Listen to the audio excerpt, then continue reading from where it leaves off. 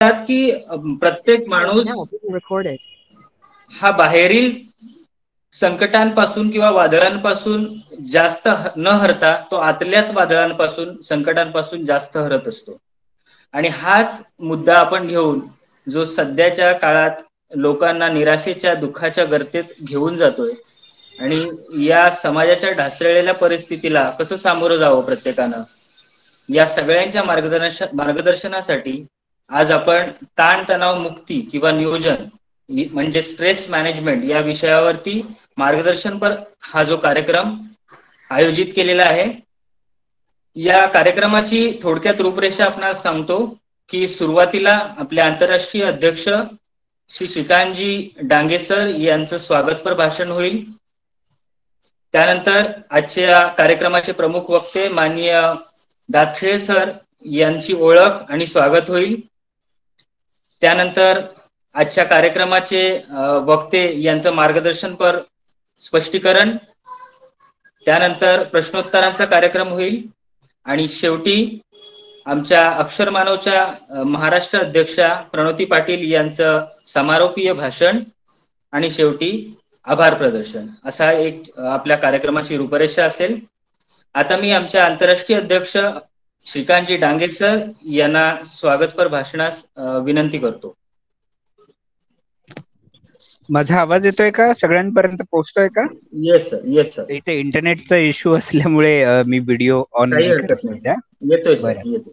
बरं, नमस्कार सगळ्यांना. मी श्रीकांत डांगे, अक्षर मानव आयोजित या कार्यक्रमात तुमच्या सगळ्यांचं मनापासून स्वागत करतो.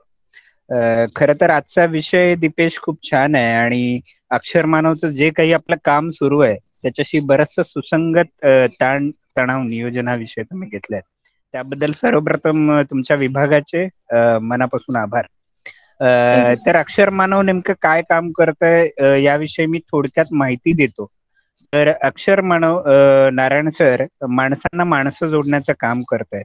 आजचा जो आपला विषय आहे ताण तणाव नियोजन, तर खरं तर माणसांना माणसं जोडली गेली पाहिजेत.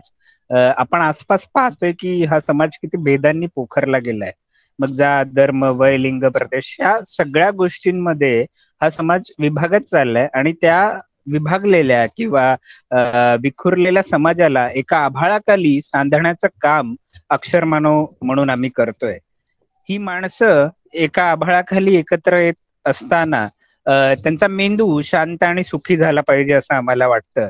कारण माणसाचा मेंदू शांत, सुखी, बुद्धिवादी आणि विचारशील झाला तर या जगातील असंख्य प्रश्न सुटतील.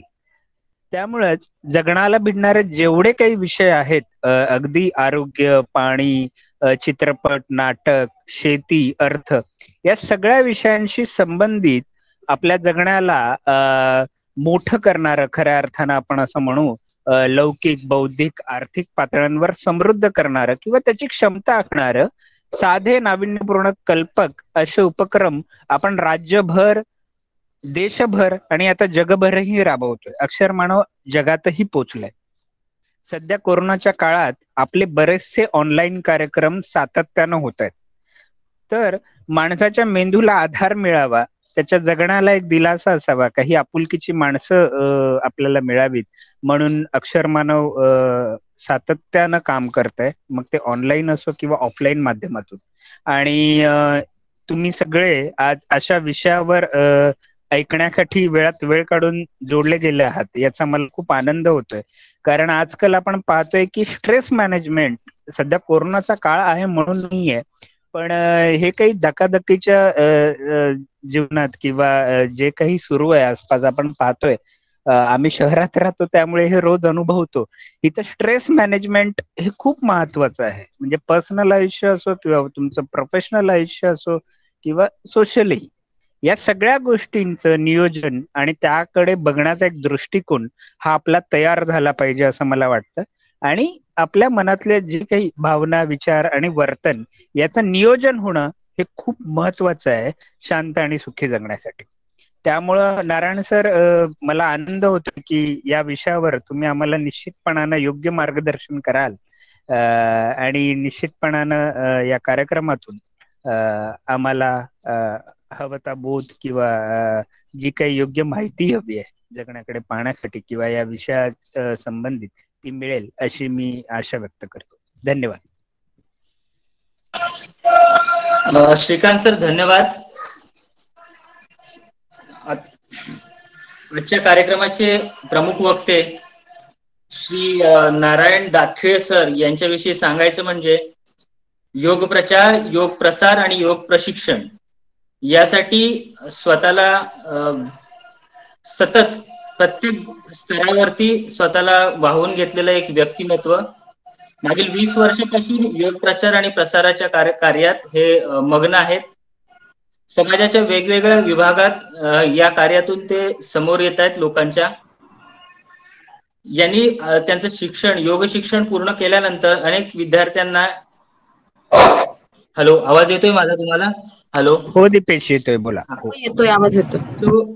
त्यांनी त्यांचं शिक्षण पूर्ण केल्यानंतर या योग कार्यात त्यांनी स्वतःला वाहून घेतलंय. मागील 20 वर्षापासून हे कार्य त्यांचं चालू आहे. अनेक विद्यार्थी त्यांच्या हाताने घडलेले आहेत. 2014 साली त्यांना मिळालेला सर्वोत्कृष्ट योग पुरस्कार, योग प्रशिक्षक पुरस्कार हा त्यांच्या कार्याची पावती. पुढीलही काही उपक्रमांमधून ते वेगवेगळ्या संघटनांमधून काम करतायत योग प्रचार आणि प्रसारासाठी. आणि असं हरवणारी व्यक्तिमत्व आजच्या कार्यक्रमात प्रमुख मार्गदर्शक म्हणून आम्हाला लाभलं, हे आम्ही भाग्यच समजतो. समाजाच्या प्रत्येक घटकामध्ये योगाचा प्रचार व्हावा हे त्यांचे ध्येय आहे. आणि तसेच अक्षर मानवचेही हे ध्येय आहे की प्रत्येक चांगल्या गोष्टी या समाजाच्या प्रत्येक घटकापर्यंत, प्रत्येक स्तरापर्यंत पोहोचाव्यात. प्रत्येक व्यक्ती किंवा समाज हा आनंदित असावा, हेच ध्येय आणि हाच विचार घेऊन अक्षर मानवचा प्रवास हा चालूच आहे आणि असाच चालू राहील. या कार्याचा किंवा अक्षर मानवचा विचार करत असताना मला एक 4 ओळी आठवल्या होत्या, त्या आपल्या पुढे मांडतो. आणि पुढच्या कार्यक्रमाची सूत्र मी नारायण सर यांच्या हाती देतो. तर प्रत्येक अंधाऱ्या वाटेवरती योग सूर्य तळपून यावा. प्रत्येक अंधाऱ्या वाटेवरती योग सूर्य तळपून यावा. लख व्हाव्या दाही दिशा, दुःखाचा लवलेशी न राहावा. धन्यवाद. नारायण सर, आपण पुढील कार्यक्रमाची कार्यवाही करावी. धन्यवाद. धन्यवाद दीपेश सर. धन्यवाद दीपेश सर. आज आपण इथे जमलेलो आहे. आजचा जो विषय आहे ताणतणावाचे नियोजन. सगळ्यात अगोदर ज्यांच्यामुळे या योग सागरातील थेंबाची का होईना मला चव चाखता आली, ते परमपूज्य हठयोगी निकम गुरुजींना वंदन करून अक्षर मानव संघटनेचे सर्व पदाधिकारी आणि आपण सर्व उपस्थित असलेले सन्माननीय जन यांना सर्वांना स्नेहपूर्वक नमस्कार. ताणतणाव हा मोठा विषय आहे. याच्यावर आपण शारीरिक, मानसिक आणि सामाजिक या तीनही अंगाने विचार करणार आहोत आणि त्याच्यासाठी आपल्याला कसं नियोजन करता येईल याचं आपण आजच्या व्याख्यानामध्ये पाहणार आहोत. ताणतणावाचा प्रसंग आपल्याबरोबर येत असतो. अनेकांना त्याचा चांगला अनुभव असेल. सुरेखा एक माझे वर्गमैत्रीण शाळेतली, ती LIC एजंट, योग शिक्षिका आणि एक उत्तम गृहिणी अशा तीनही जबाबदाऱ्या पार पाडत होती. मुलाचं लग्न जमलं, त्या आनंदामध्ये होती. एकदा फोनवर मला म्हणाले, अरे खूप चांगल्या प्रकारे मुलगी भेटली आम्हाला, आमची अपेक्षा होती त्याच्यापेक्षाही चांगली मुलगी, एवढी चांगली मुलगी आहे आणि आता होणाऱ्या सुनेचं कौतुक करताना ती अजिबात थकत नव्हती. तिला खूप आनंद झाला होता. तर म्हटलं, अरे वा, खूप आनंद झालाय, तुला सून येणार आहे? अरे म्हटले, सून कसली, मला 2 मुलं आहेत, ती माझी मुलगी असणार आहे, माझ्या घरात येणार, मी सून म्हणून नाही, तिला मुलगी म्हणून घरात आणणार आहे. या अशा आनंदाच्या क्षणी एक मिठाचा खडा पडला. लग्नाची तारीख जवळ आली होती. घरात थोडंसं लग्नाविषयी वातावरण तयार झालं होतं. लगीन घाई म्हणतो आपण तसं. लॉकडाऊन झालं, दुकानं बंद, आता कशी खरेदी करायची ह्या चिंतनेमध्ये अशात मिस्टरांची तब्येत बिघडली. आता तब्येत बिघडली, बरं इतर व्याधीही होत्या आणि त्याच्यामध्ये मग हॉस्पिटलमध्ये धावपळ सुरू झाली. त्याच्यामध्ये घरात मुलगा आणि ती स्वतः पण पॉझिटिव्ह झाली. मग अशा याच्यामध्ये आता कसं काय बघायचं कोणी, ते घरातच क्वारंटाईन झाले.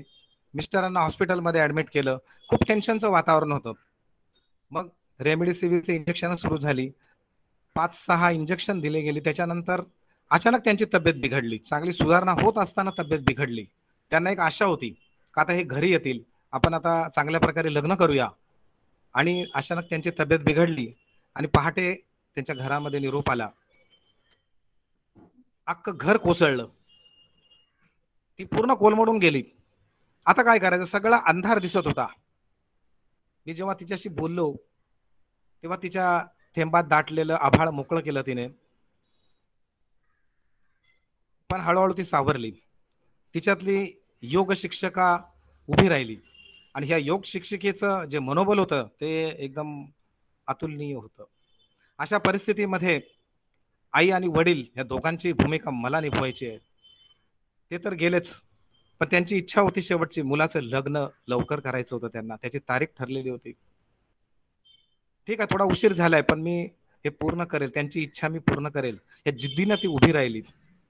मला सलाम करावा असं वाटतो, कारण अशा परिस्थितीमध्येही ती उभी राहिली आणि तिनं मग कोरोनाचे नियम पाळून सगळे नियम पाळल्याच्या नंतर कमी लोकांमध्ये ते लग्न पार पाडलं. नवीन सून घरात आल्यावर घराचं जे वातावरण होतं तणावग्रस्त ते पण हळूहळू निवळलं. तर अशा प्रकारे तणाव प्रत्येकाच्या जीवनामध्ये येत असतो. अनेक प्रसंग असतात, आपल्याला असं खूप भीती वाटते त्यावेळेस.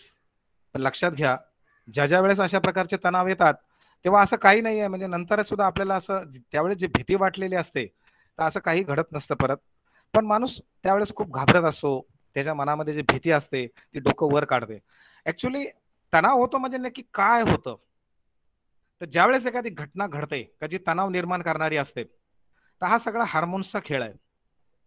आणि हे जे हार्मोन्स असतात, हे हार्मोन्स आपली पिट्युटरी ग्लँड आहे हे आदेश देते आणि एक एक ठिकाणी हार्मोन्स निघत असतात. जी आपली पिनियल ग्लँड आहे तिथूनही तिच्या बाजूला जी पिट्युटरी ग्लँड आहे तिथून जे आदेश निघाले का त्याच्यानंतर खाली किडनीच्या वर ॲड्रेनल ग्लँड आहे, तिथून स्ट्रेस हार्मोन्स निघायला सुरुवात होते. ते रक्तात मिसळतात आणि जसे रक्तात मिसळतात सुरुवात होते आपल्या लिव्हरमध्ये जी स्टोअर केलेली साखर असते, जमा साखर, ती साखर ती ग्लायकोजनच्या रूपात असते, तिचं ग्लुकोजच्या रूपात रूपांतरण होतं आणि रक्तामध्ये मिक्स होते. म्हणजे थोडक्यात ऊर्जेला सहाय्य होतं. त्याच्यानंतर दुसरी प्रतिक्रिया, हृदय वेगाने धडधड करतं, रक्त जास्त पंप करतं आणि फुफ्फुस सुद्धा जास्त प्रकारे श्वास प्रश्वास जोरजोरात घेतं, कारण त्याला ऑक्सिजन पाहिजे असतो जास्त प्रमाणामध्ये. भीतीचं वातावरण तयार होतं, प्रचंड प्रमाणात घाम येतो. ही अशी प्रकारची ही क्रिया असते, आपल्या शरीराची प्रतिक्रिया. आता हा जो ताण आहे, हा ताण काय फक्त मोठ्याच माणसांना येतो का? नाही, हा लहान मुलांमध्येही तेवढाच असतो. आता तुम्ही एक जर पाहिलं तर लहान मुलं सुद्धा आत्ताची खूप तणावात असतात. काही काही लहान मुलांनी अगदी आत्महत्या सुद्धा केलेल्या आहेत. ज्यांना सगळं काही मिळतं त्यांनी सुद्धा आत्महत्या केलेल्या आहेत. तर लहान मुलांना सुद्धा तणाव येतो. काही म्हणजे एक 4-6 वर्षापूर्वीची गोष्ट आहे. एका मित्राच्या घरी गेलो होतो, तर त्याचा मुलगा डोक्याला हात लावून असा बसला होता. तर मी म्हटलं, काय रे राजा, काय झालं? तो, काका खूप टेन्शन आलंय. म्हटलं, अरे तुला टेन्शनची स्पेलिंग तरी माहित आहे का? हा, 2री-तिसरीच्या मुलाला टेन्शन येतं. तर असं बऱ्याच वेळा आपल्याला वाटतं. आता टेन्शन म्हणजे काय होतं, त्यावेळेस काय होतं नक्की, तर यामध्ये आपल्याला काय असतं, मृत्यूची भीती असते म्हणजे जनरली.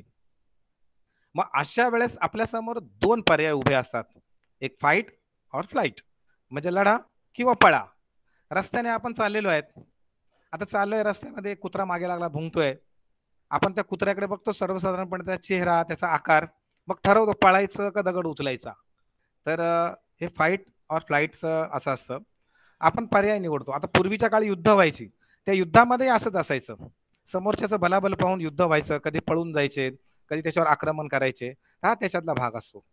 दुसरं असतं की माणसं काय करतात, झटपट पैशाच्या मागे लागतात. मग तो झटपट पैसा मिळवण्याच्या नादामध्ये आपलं स्वास्थ्य गमावून बसतात, त्याच्यात लॉसच जास्त असतो. आजकाल बऱ्याच नेटवर्क मार्केटिंगच्या योजना आहेत, त्याच्यामध्ये लोक एक पैशाच्या हव्यासापोटी पैसे गुंतवतात, फसतात त्याच्यामध्ये. अशा अनेक गोष्टी आहेत.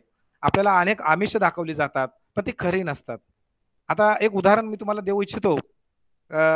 माझ्या विद्यार्थी दशेमध्ये असताना एक मी ITI मध्ये असताना आमचे एक सर होते, ते आपल्या मित्रत्वासारखेच होते. त्यांचं वय जास्त नव्हतं. त्यांच्या आम्ही घरी जाणं येणं असायचं. त्यांच्या मिसेसला आम्ही वहिनी बोलायचं, एवढं जवळचे संबंध होते. आणि एकदा काय झालं, पेपरमध्ये कोडं आलं होतं, तर ते कोडं सोडवायचं. तुम्हाला माहिती आहे सगळ्यांना पेपरमध्ये अशा प्रकारचे कोडं येतात, आणि ते कोडं बरोबर सोडवलं. सोपं कोडं असतं, अशी 9 घरं असतात, त्याच्यामध्ये अंक असतात, आणि दुसरं कोडं आपण भरायचं असतं त्याच्यामध्ये एक एक वाढून, का तो अंक 15 असतात, त्याची 18 बेरीज झाली पाहिजे. अगदी सोपं. आणि बहुतेक हे दिल्ली, कत्री, गया वगैरे असं काहीतरी ते तिकडचे पत्ते असतात त्याच्यामध्ये, आणि हे फसवणूक करण्याकरता पाठवलेले असतात. तर ते साल होतं 1989. तर ते सरांनी ते कोडं सोडवलं होतं, आणि त्यांना त्याचं बक्षीस आलं होतं, ढेकून मारायची मशीन. आता बघा, वातावरणामध्ये डास भरपूर आहेत, त्या काळामध्ये ढेकणाचा प्रादुर्भाव जास्त होता. तर ढेकून मारायची मशीन, तर ढेकून मारायची मशीन म्हटल्यावर ते खुश झाले. अरे वा, एवढी ढेकणं असतात घरामध्ये. पूर्वीच्या काळी ट्रेनमध्ये पण ढेकून असायचे, घरामध्ये पण ढेकणं असायची. आता त्याचं प्रमाण कमी झालंय, पण तेव्हा ती समस्या होती मोठी.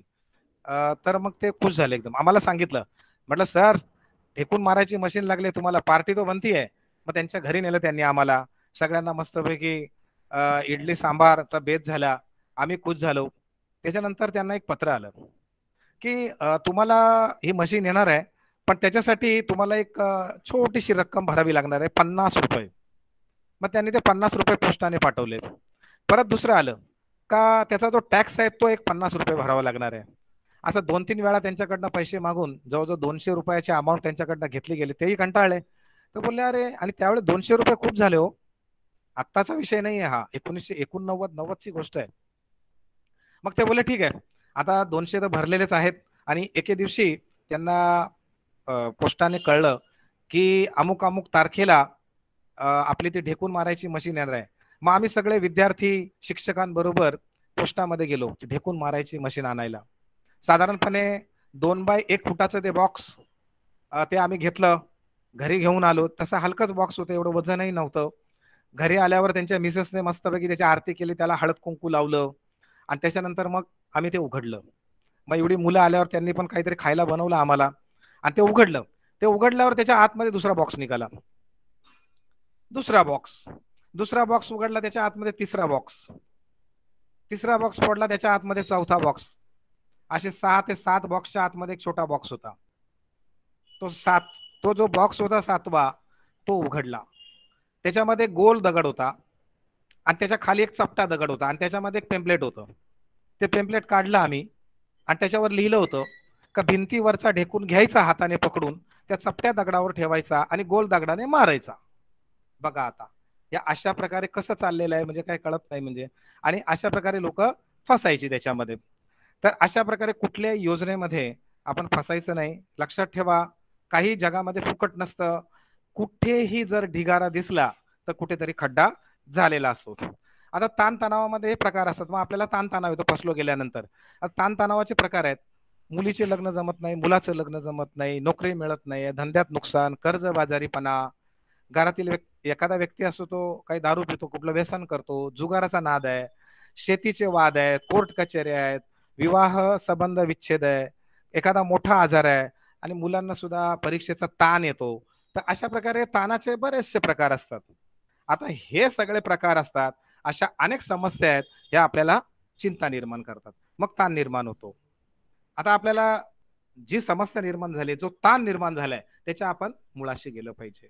मग त्याचे मार्ग शोधायचे, याच्यातनं बाहेर कसं पडायचं. शांतपणे आपलं कर्तव्य, आपली जबाबदारी याची आठवण झाली की आपल्यामध्ये अद्भुत शक्तीचा संचार होतो, आणि ताणही बरोबर दूर होतो. आपल्याला लढण्याची हिंमत येते, आणि ज्याला आपण पराजय समजतो त्याचं रूपांतर विजयामध्ये होतं. काही लोक या समस्येवर उपाय म्हणून मग डायरेक्ट कोणीतरी काहीतरी केलंय, पण हे सगळं खोटं असतं. असं कोण करायला रिकामा आहे, कोणाला काय येतं. पण लोक असं वाटतं कोणीतरी करणी केली आहे, मग ते लोक बुवा बाबांच्या नादी लागतात. संतती होत नाही, धंद्यात बरकत नाही, सासूरवास, प्रेम विवाह, प्रेमभंग, नुकसान, कोर्टबाजी, या सगळ्यांवर त्यांच्याकडे रेडीमेड उतारे असतात. ते काय करतात, लोकांची दुर्बलता, हतबलता यांचा ते गैरफायदा घेतात. आणि मग अशा एकदा उतार्यांची सवय झाली का त्या समस्याचं मूळ शोधणं आपल्याला फार अवघड होतं, आणि आपण त्याच्यातनं बाहेर पडूच शकत नाही. पण लक्षात ठेवायचं, समस्या जरी वारंवार आली तरी पण आपण प्रयत्न सोडायचे नाही. यश आपल्याला नक्की मिळतं. एक अनामिक कवीची कविता आहे, लहरों से डरकर नौका पार नहीं होती, कोशिश करने वाले की हार नहीं होती. सकारात्मक विचार करून आपलं जे मनोबल आहे ते उच्चीच राहण्यास नक्की मदत होते. दुःखाची एखादी अंधारी काळी कुट्ट रात्र आहे ते आपल्याला विचलित करू शकते, पण तेव्हा सुद्धा विश्वास ठेवायचा आहे का आपलं मन शांत ठेवायचं आहे. कोंबडं नक्की आरवणार आहे, पहाट होणार आहे, उद्याचा सूर्योदय होणार आहे आणि हा सूर्योदय या अंधारावर, या दुःखावर नक्की मात करणार आहे. आता याच्यामध्ये ताणतणाव आल्यावर आपल्याला जी परिस्थिती येईल तिचा आपल्याला फायदा घेता आला पाहिजे, बिलकुल फायदा घेता आला पाहिजे.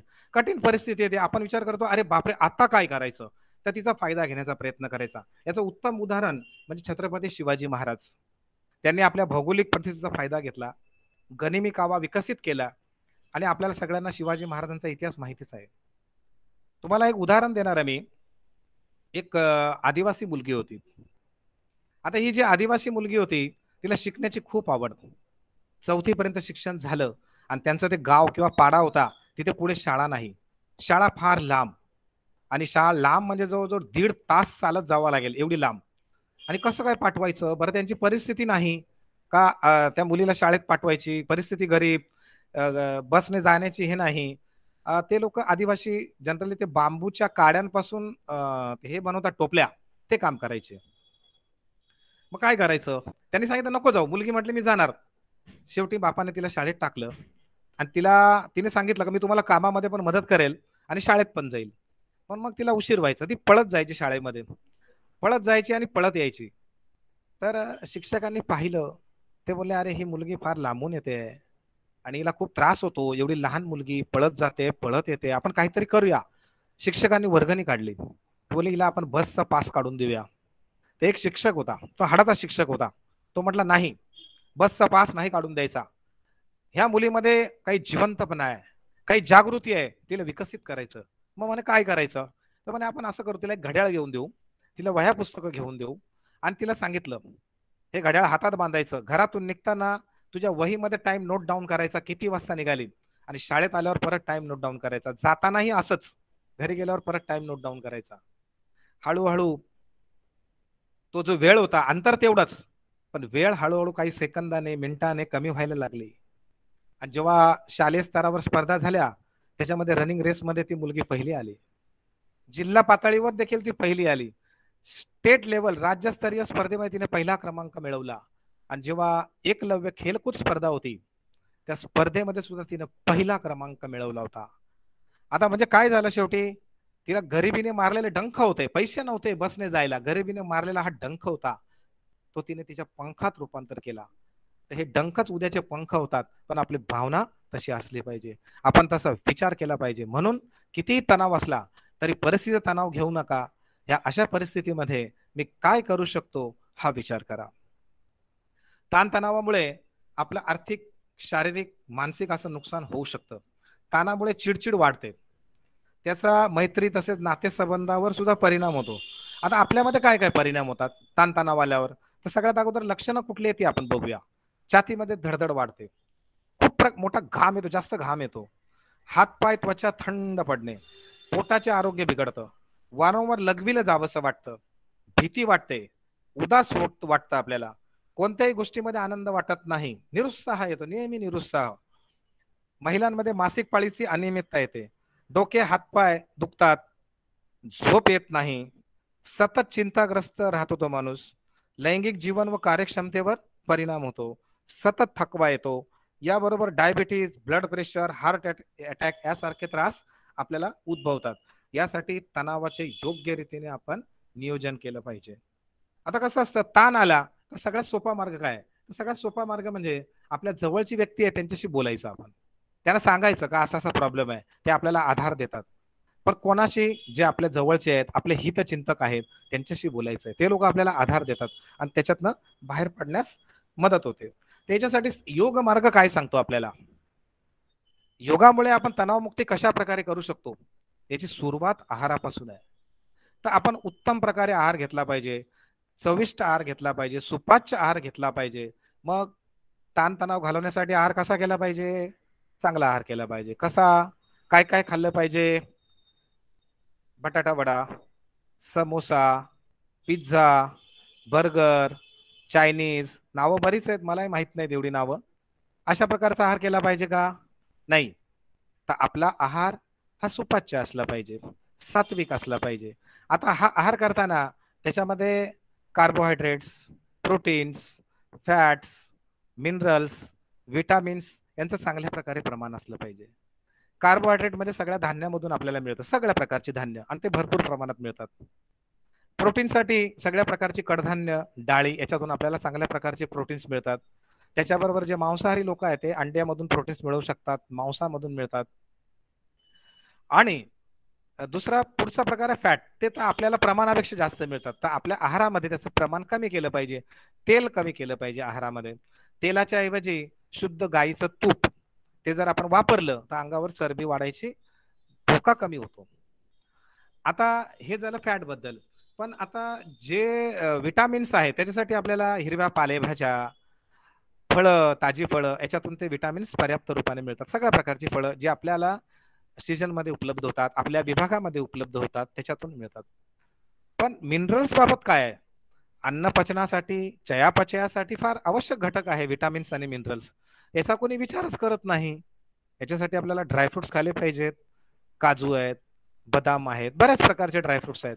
मग काही काही लोक म्हणतील अरे बापरे, हे तर खूप महाग आहेत. पण आपले शेंगदाणे जे आपल्या घरामध्ये असतात, स्वयंपाकघरामध्ये, ते भिजवलेले शेंगदाणे आपण खाऊ शकतो. त्याच्यामध्ये पण खूप चांगल्या प्रकारे मिनरल्स आहेत. तर अशा प्रकारे आपला आहार हा चांगल्या प्रकारे असला पाहिजे.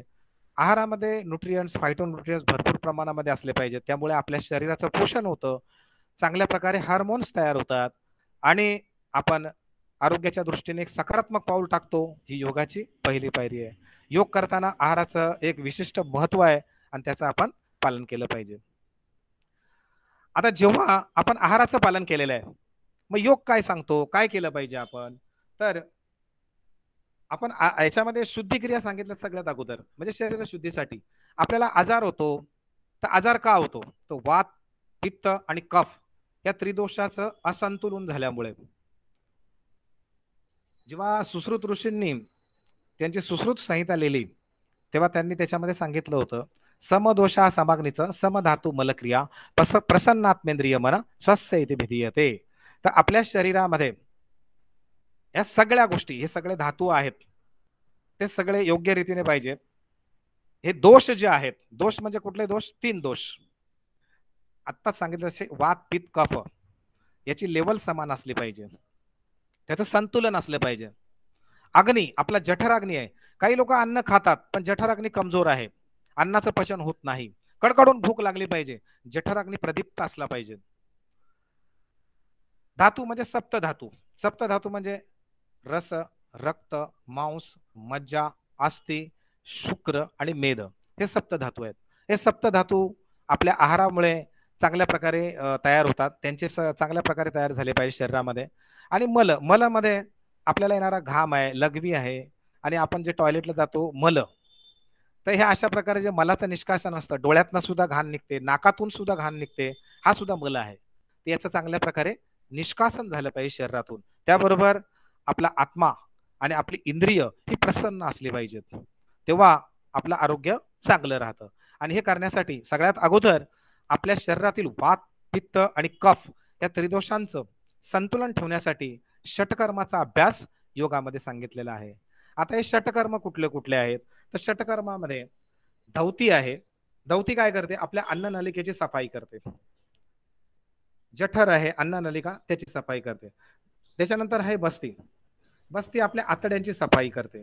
नेती आहे, नाकाची स्वच्छता करते. त्राटकामुळे डोळ्यांची सफाई आणि शुद्धी होते. नवलीमुळे पोटाची सफाई आणि मजबूती होते. कपालभातीमुळे फुफ्फुसाची स्वच्छता होते. आता या सगळ्या प्रकारे हे जे षटकर्म जे आहे हे आपण जर केलं तर आपल्याला निश्चितच लाभ होतो. आता हे सगळं करून दाखवणे शक्य नाही, पण तरी सुद्धा काही प्रकार आपण याच्यामध्ये आपल्याला ॲज अ प्रॅक्टिकल म्हणून आपल्याला दिपेस तर दाखवतील. आज कोरोना पॅन्डेमिक मध्ये सगळे लोक घरी आहेत आणि बरेच लोक कॉम्प्युटरवर दिवसभर बसलेले असतात आणि सकाळी उठल्याबरोबर नेत्रस्नान करणं फार गरजेचं असतं. तर नेत्रस्नान करण्यासाठी जेव्हा तुम्ही थंड पाणी घेता, ते डोळ्यावर मारलं पाहिजे पाणी. पण ते डोळ्यावर कसं मारायचं? तर थंड पाणी पहिलं आपण काय करायचं, तोंडामध्ये पाणी भरायचं तोंडामध्ये पाणी भरल्याच्या नंतर आता तुम्हाला दीपेश सर ऍक्शन करून दाखवतात फक्त. तर हे तोंडामध्ये आपण भरलेलं आहे असं आणि डोळ्यावर मारायचं आहे. तो डोळ्यावर कसं मारायचं, असं चिटे मारायचे, प्रत्येक डोळ्यावर असे चिटे मारायचे. एक 10-12 चिटे मारले की तोंडातलं पाणी आपण बाहेर काढायचं आहे आणि परत एकदा ही क्रिया करायची. असं 2-3 वेळा करायची. त्याच्यामुळे काय होतं, आपल्या डोळ्यांचं आरोग्य चांगलं राहतं. जे लोक कम्प्युटरवर कंटिन्यू बसलेले असतात त्यांनी ही क्रिया मधून मधून केली तर त्यांना निश्चितच लाभ होईल. दुसरी क्रिया आहे का, ह्या कोरोना पॅन्डेमिक मध्ये ज्या लोकांनी नेतीचा अभ्यास केला त्या लोकांना कोरोनाचा संसर्ग झाला नाही, झाला असेल तरी त्यांना जाणवला नाही, त्रास झाला नाही.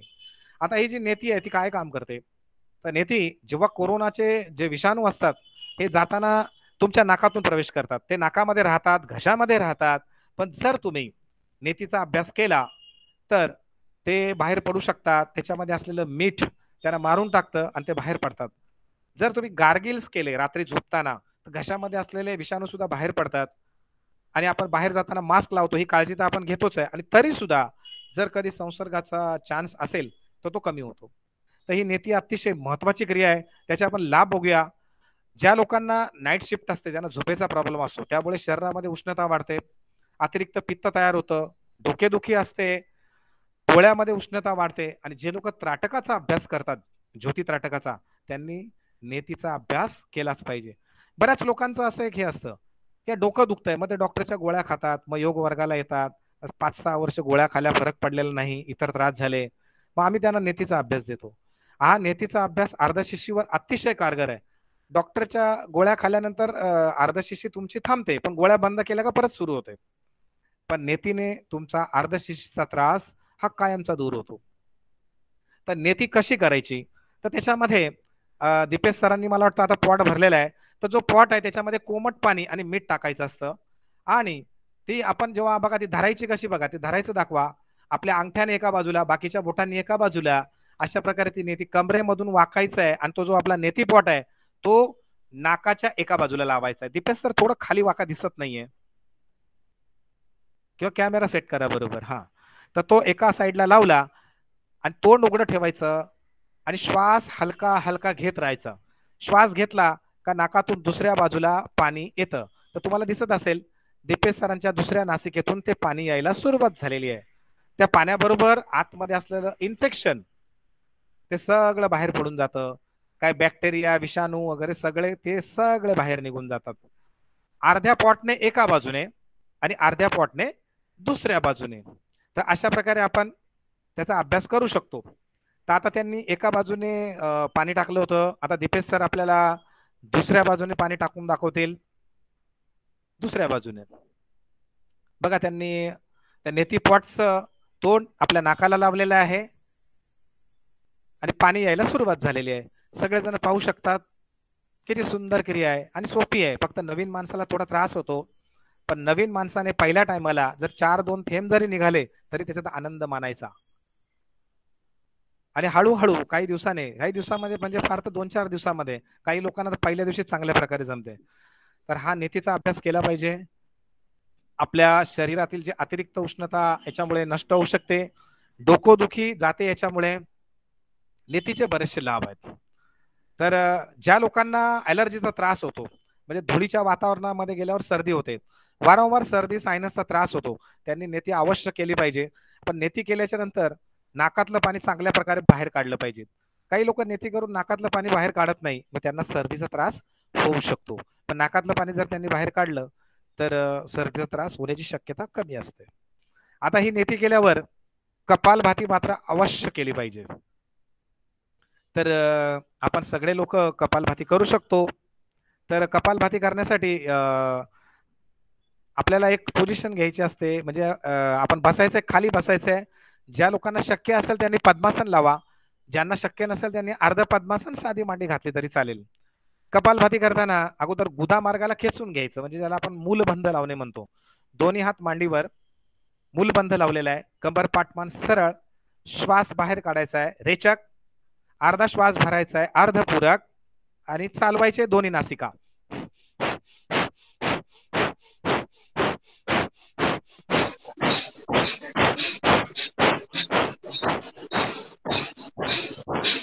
स्टॉप. ही 21ची कपालभाती केली आपण. तर अशा प्रकारे आपण कपालभाती करतो. श्वास बाहेर सोडल्यावर थोडा वेळ थांबायचा आहे. थोडा वेळ बाहेर थांबल्याच्या नंतर श्वास भरायचा आहे पूरक.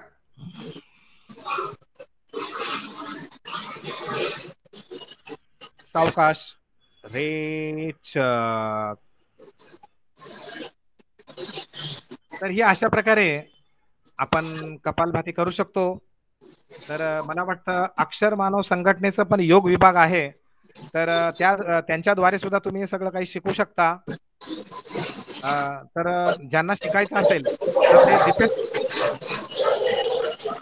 हो, मला कॉन्टॅक्ट करू शकता. दीपेश सरांना कॉन्टॅक्ट करू शकता आणि हे सगळे प्रकार ते शिकू शकतात डीप मध्ये.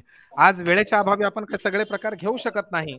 तर हे निदान एवढं तरी आपण कपालभाती आणि नेत्रस्नान वगैरे आपण घेतलेलं आहे. तर गुरुजींनी आपल्याला सांगितलं होतं, निकम गुरुजींनी, ज्या लोकांचं भयगंड आहे, फुफ्फुस अकार्यक्षम आहे, कोणाचा तरी माईक चालू आहे, तर सगळ्यांनी आपले माईक बंद करून घ्या. हा, तर ज्यांचे फुफ्फुस आणि हृदय अकार्यक्षम आहे, ज्यांना छातीमध्ये धडधडत आहे, भयगंड आहे, अशा लोकांनी शांतपणे जर सूर्यनमस्कार केला तर त्यांचे ते अवयव विकाररहित होतात.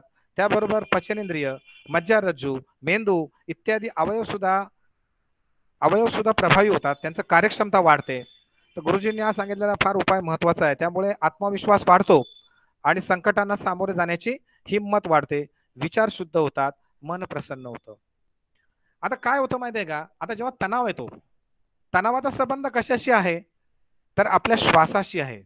तुम्ही एक गोष्ट नोट करा, कधी तुम्ही आता माझ्यासमोर बसलेले आहात इथे ऑनलाईन का होईना, पण ज्या वेळेस तुम्ही इथे बसलेले आहात तुमचा श्वास वेगळ्या प्रकारे चालू आहे. तुम्ही घरामध्ये आहात, मित्रमंडळींबरोबर गप्पा मारतायत, आपल्या घरातल्या लोकांबरोबर गप्पा मारतायत, नातलगांबरोबर, तुमचा श्वास वेगळा चालू आहे. तुम्हाला अचानक असा कोणीतरी माणूस दिसला का त्याने भरपूर त्रास दिलेला आहे, तर तुमचा श्वास वेगळा चालतो. सुखामध्ये वेगळा श्वास असतो, दुःखामध्ये वेगळा श्वास असतो. रात्री तुम्ही झोपाल तेव्हा श्वास वेगळा असतो. पण प्राणायामाद्वारे आपण या श्वासावर नियंत्रण मिळवू शकतो. जेव्हा तुम्ही श्वासावर नियंत्रण मिळवता तेव्हा मनावर नियंत्रण येतं, आणि मनावर नियंत्रण मिळवलं की आपल्या शरीरावर नियंत्रण यायला लागतं. हा हठ योग आहे. आणि जेव्हा तुमच्या शरीरावर, मनावर सगळं असं नियंत्रण येतं तेव्हा ताणतणावातून आपण हळूहळू बाहेर पडतो. कधी कधी एखादा ताण असतो, पण त्या ताणाला पण आपण, त्याची एवढी क्षमता नसते, त्या ताणामध्ये आपण काम करू शकतो. यासाठी प्राणायाम फार आवश्यक आहे. तर प्राणायामामध्ये जे नियंत्रण येतं, तर त्याच्यासाठी आपल्याला काय होतं ते पाहिलं पाहिजे. तर आपण अनुलोम विलोम जो प्राणायाम आहे तो दीपेश सर आपल्याला करून दाखवतायत, तर सगळ्यांनी बघून घ्यायचंय अनुलोम विलोम प्राणायाम कशा प्रकारे केला जातो. तुम्हाला पद्मासन, अर्ध पद्मासन किंवा सुखासनामध्ये बसायचं आहे. आणि त्याच्यानंतर डावा हात जो आहे आपला, तो डावा हात सरळ मांडीवर ठेवायचा आहे. उजव्या हाताची प्रणव मुद्रा करायची आहे. आता ही प्रणव मुद्रा आहे जी दीपेश सरांनी पण केलेली आहे बघा, हे अशी.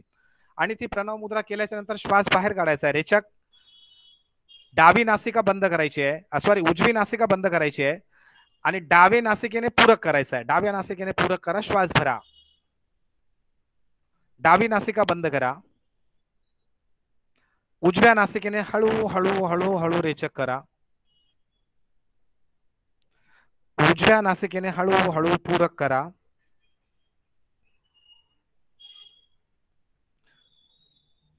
उजवी नासिका बंद करा, डाव्या नासिकेने हळूहळू रेचक करा. चालू द्या. या अशा प्रकारे अनुलोम विलोम ही आपण क्रिया करू शकतो. अनुलोम विलोम केल्यामुळे याच्यामध्ये एक लक्षात ठेवायचं का आपली जी सुरुवात आहे ती डाव्या नासिकेने, आणि आपण किती वेळ करू शकतो, 5 मिनिटं 10 मिनिटं करू शकतो. त्याचा जो शेवटचा जो रेचक असेल तो सुद्धा डाव्या नासिकेने केला पाहिजे. आता हे जे अनुलोम विलोम आपण करतो त्यामुळे नाडी शुद्धी होते. म्हणजे आपली जर एखादी नासिका बंद असेल तर ती उघडण्यास मदत होते. तर जवळजवळ 3 महिने हा प्राणायाम केल्यामुळे नाडी शुद्धी होते असं स्वामी स्वात्मारामांनी सांगितलंय. तर आपण हा प्राणायाम जेव्हा करतो तेव्हा याचं काम डायरेक्ट ब्रेनवर होतं. डोकंदुखी थांबते. संपूर्ण शरीरामध्ये जर तुम्हाला शीत प्रवाह असेल तर तो, किंवा उष्ण प्रवाह असेल तरी ते समसमान होतात, ना शीत ना उष्ण. तर तुमच्या शरीराचं तापमान योग्य रीतीने राखण्यास मदत होते. तर प्राणायाम करायच्या अगोदर हा प्राणायाम केला जातो सगळ्यात अगोदर. त्याबरोबर शरीरामध्ये उष्णता वाढवण्यासाठी उज्जाई प्राणायाम केला जातो, भस्त्रिका प्राणायाम सुद्धा केला जातो. त्याच्यानंतर शीतकारी आणि शीतली प्राणायाम सुद्धा केला जातो. आता उन्हाळ्याचे जेव्हा दिवस होते तेव्हा शीतकारी आणि शीतली प्राणायाम फार उपयुक्त प्राणायाम आहे. तर हे सगळे प्राणायाम जेव्हा घामोळ्या होतात, बऱ्याच लोकांना अशी गोधडीच असते अंगावर घामोळ्यांची, तर ती गोधडी सुद्धा घामोळ्यांची दूर होते एकदम. पण त्यासाठी शीतकारी शीतली प्राणायाम केला पाहिजे. तर सगळे अष्ट प्राणायाम आहेत, त्याचा पण आपण अभ्यास करू शकतो. आणि त्यासाठी तुम्ही दीपेश सरांची जर संपर्क केला तर त्यांच्या योग विभागातर्फे ते तुम्हाला सांगू शकतील. त्याच्यानंतर भ्रामरी आहे, शवासनासारखे प्रकार आहेत, त्याच्यामुळे आपल्याला मनाच्या लेवलला शांती मिळते.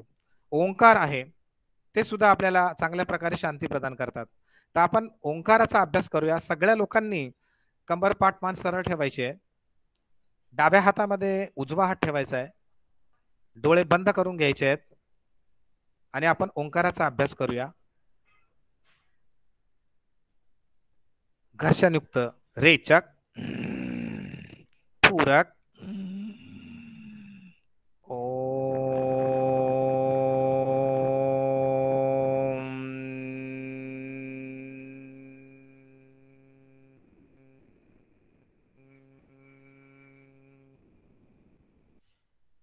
पूरक,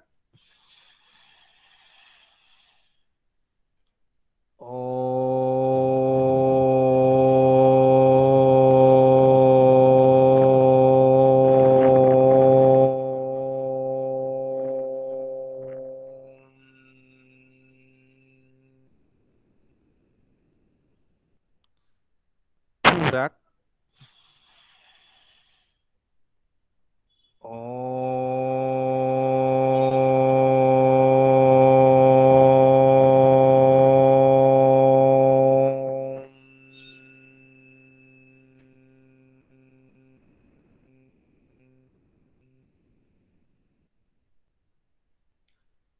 शांत. दोन्ही हाताचं घर्षण, गरम झालेले हात आपल्या चेहऱ्यावरून फिरवा.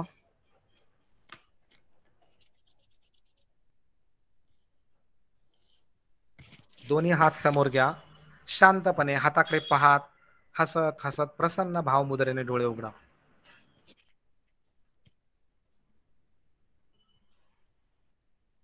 तर हा ओंकार आहे. अशाच प्रकारे भ्रामरी सुद्धा केली जाते, पण भ्रामरीमध्ये मकार गुंजन केलं जातं. तर आपल्या ह्या व्याख्यानामध्ये एवढं सगळं काही शक्य नाही घेणं, पण तुम्हाला एक दाखवलं एक शांतीचा अनुभव काय असतो. आपण जेव्हा तणावामध्ये असतो आणि ह्या तणावामध्ये आपल्या शरीरामध्ये म्हणजे जेव्हा डिप्रेशनची स्थिती असते तेव्हा काही जी रसायनं तयार होतात आणि ही रसायनं आपल्या शरीराला मध्ये जर समजा कमी झाली, जी आपल्याला म्हणतो गुड हार्मोन्स, तर गुड हार्मोन्स जर आपल्या शरीरामध्ये कमी झाले तर मग आपल्याला डिप्रेशन येतं. आता जे क्लिनिकल डिप्रेशन म्हणतात याच्यामध्ये ह्या मनोविकारामध्ये औषधं देऊन ही रसायनं वाढवली जातात आणि ती वाढल्यावर उत्सुकता वाढू लागते आणि उत्सुकता वाढल्यावर आपली उदासी कमी होते. पण सहजतेने आणि जाणीवपूर्वक जर आपण उत्सुकता वाढवली तर मेंदूमध्ये डोपामाइन तयार होतं आणि ते डोपामाइन म्हणजे आनंदी हार्मोन्स आहे ते तयार होतं. म्हणजे आपण या रसायनांचे गुलाम नाही तर आपण स्वामी आहोत, एक लक्षात ठेवा. आणि ही आनंदी अवस्था येते आणि आपला तणाव दूर होण्यास मदत होते. तर ध्यान केल्यामुळे हे हार्मोन्स तयार होतात. आता लक्षात घ्या, हे सहज शक्य आहे का? नाही. त्याच्याकरता आपल्याला नियमित साधना केली पाहिजे, ध्यान केलं पाहिजे, योग साधना केली पाहिजे. एक मोठी दौलत मिळते, आनंदाची दौलत मिळते. एका उर्दू शायराने प्रेमाबद्दल असं बोललं होतं की इतनी बड़ी दौलत खैरात में नहीं मिलती, इतनी बड़ी दौलत खैरात में नहीं मिलती. आपल्या या साधनेला सुद्धा हे वाक्य एकदम चपकल आहे.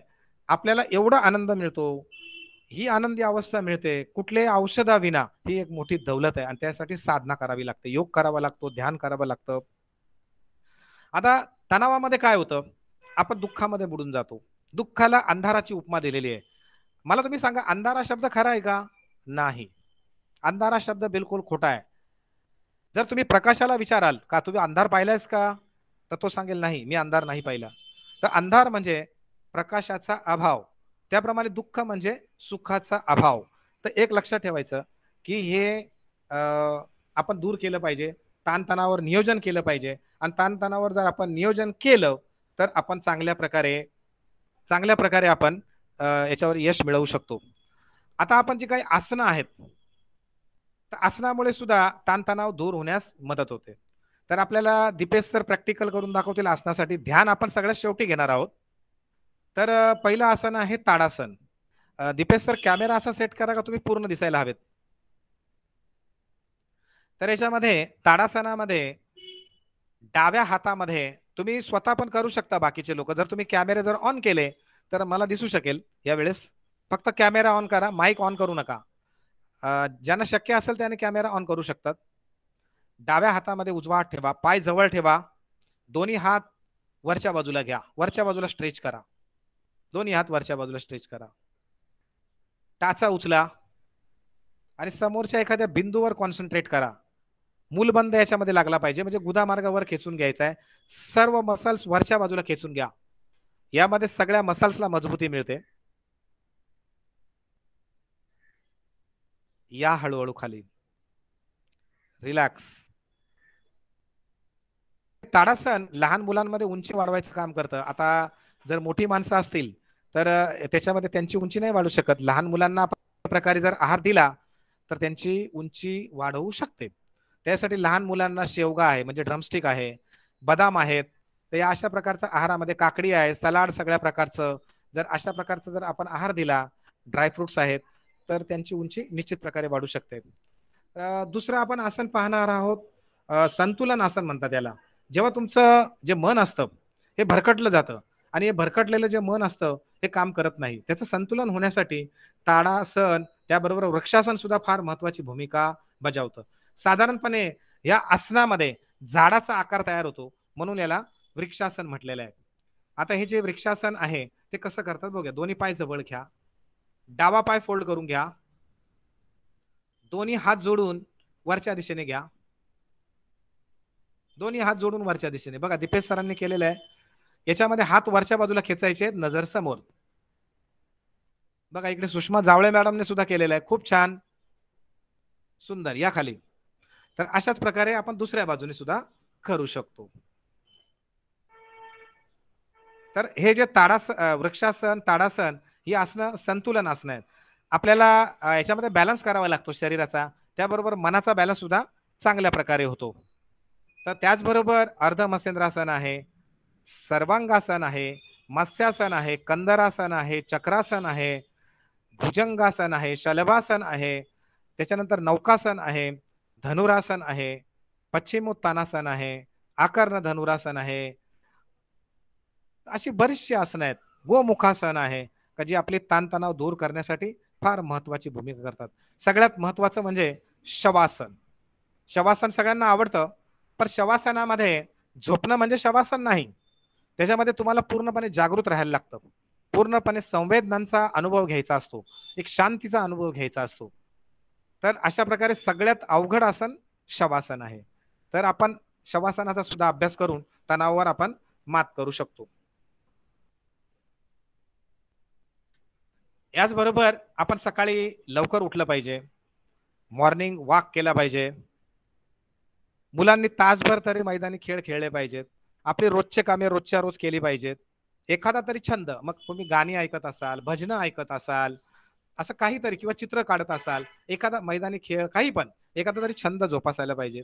आपली रोजची कामं रोजच्या रोज टायमावर करत गेली पाहिजे. मित्र परिवारासोबत अधूनमधून सहलीला जायचं, चांगल्या पुस्तकांचं वाचन करायचं.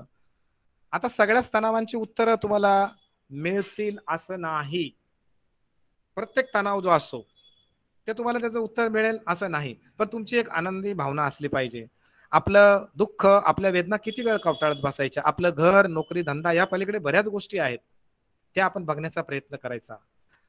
एक लक्षात ठेवायचं की आपण समाधानी राहिलं पाहिजे. त्यासाठी सगळ्यात महत्वाचं म्हणजे आस्थेय, योगामध्ये सांगितलेलं आस्थेय म्हणजे चोरी न करणे. चोरी न करणे म्हणजे फक्त चोरीच करायची का, डाकाच टाकायचं का, नाही. तर जे माझं नाही ते मला नको आहे, ही जर भावना ठेवली तर आपल्याला निश्चितपणे तणावातून मार्ग काढता येतो. आणि आपल्याला कळतं का आतापर्यंत मी काही चुकीचं केलं नाही, माझ्याकडनं कोणाला त्रास दिला नाही गेला नाही आहे, त्यामुळे याच्यातून सुद्धा मी बाहेर पडेल अशी एक भावना आपली बलवती होते. आणि आपल्या मनामध्ये असं नेहमी पाहिजे की जे माझं नाही ते मला नको आहे. याला म्हणतात संन्यस्त वृत्ती. आता संन्यासी म्हणजे तुम्ही पाहिलं असेल, भगवे कपडे घालणे, हातामध्ये माळा घेणे, ते संन्यासी असतात, बरोबर आहे. पण मनामध्ये जी वृत्ती आहे ती संन्यस्त वृत्ती असायला पाहिजे. आता ही संन्यस्त वृत्ती कशी असते ते आपण बघूया. एका उदाहरणाद्वारे मी तुम्हाला सांगण्याचा प्रयत्न करेल की संन्यस्त वृत्ती कशी असते. एका माणसाला असं वाटलं की अरे आपल्याला काही सुख नाहीये, मग त्याने कुठल्या तरी प्रवचनामध्ये ऐकलं होतं की संन्यासी बनायला पाहिजे. मग तो एका बाबाकडे गेला आणि तो संन्यासी बनला. त्याने भरपूर काही शिकलं त्यांच्याकडनं, पण त्याला काही त्याच्यामध्ये समाधान मिळालं नाही, आनंद मिळाला नाही. तर मग तो बोलला का माझ्या चित्तामध्ये समाधान नाहीये, मन आनंदी नाहीये, तर मग आपण काय करायचं? संतोष तर यायला पाहिजे. मग त्याला कुणीतरी सांगतं का एक अमुक अमुक संतोष नगर आहे, त्या संतोष नगरामधली माणसं खूप आनंदी आहेत, त्यांच्यामध्ये खूप संतोष आहे, तुम्ही तिकडे जाऊन बघा जरा. मग हा संन्यासी दर मजल करत तिथे पोहोचतो. रात्रीचा प्रवास करतो. पूर्वीच्या काळीची गोष्ट आहे, त्यावेळेस गाड्या घोड्या नव्हत्या. आता गाव गाव म्हटल्यावर बघा, गावाला वेशीच्या पाशी एक मोठं गेट असतं. मग तेथे लिहिलेलं असतं संतोष नगर आपले सहर्ष स्वागत करत आहे. आणि मग तिथे तो आतमध्ये प्रवेश करतो. तर सूर्यनारायणाचं आगमन झालेलं असतं. तिथे एक मोठा शिळा असते, दगड असतो, आणि त्या दगडावर एक सोन्याचं नाणं असतं, चमचम करणारं सोन्याचं नाणं, एक कॉईन, सोन्याचा गोल्ड कॉईन, असा मोठा कॉईन असतो असा. आणि त्याच्यावर सूर्याची किरण पडल्यामुळे ते असं लखलखत असतं. याला खूप आनंद होतो. अरे बोलतो आत्ता समजलं मला, हे लोक का खुश असतात, का संतोषी आहे ते. इथे ह्या नगरामध्ये आल्यावर भोवनीच सोन्याची, दक्षिणात सोन्याच्या नाण्याची, वा वा मस्त. आणि ते सोन्याचं नाणं तो घेतो. त्याच्या आतमधला संन्यासी त्याला म्हणतो, हे तुला कोणी दिलेलं नाहीये, तू उचललायस तिकडनं, याचा कोणीतरी मालक असू शकतो, याचा कोणीतरी मालक असू शकतो. तर तू काय कर, विचार कोणाचा आहे का. म्हणतो ठीक आहे, अंतर्मनातून आवाज आलेला आहे, कोणाचं तरी नाणं असू शकतं, आपण विचारून घेऊया. मग तो काय करतो, समोरून दोन माणसे त्यांना विचारतो, काय हो हे नाणं तुमचं आहे का. ते म्हणतात नाही. परत ह्या बाजूने दोन माणसं येतात, त्यांना विचारतो, हे नाणं तुमचं आहे का. ते नाही म्हणतात, पण त्याच्याकडे बघत बघत जातात. तो बघतो, आतापर्यंत मी जवळजवळ 15 ते 20 लोकांना विचारलं, पण ते माझ्याकडे असं का बघतात.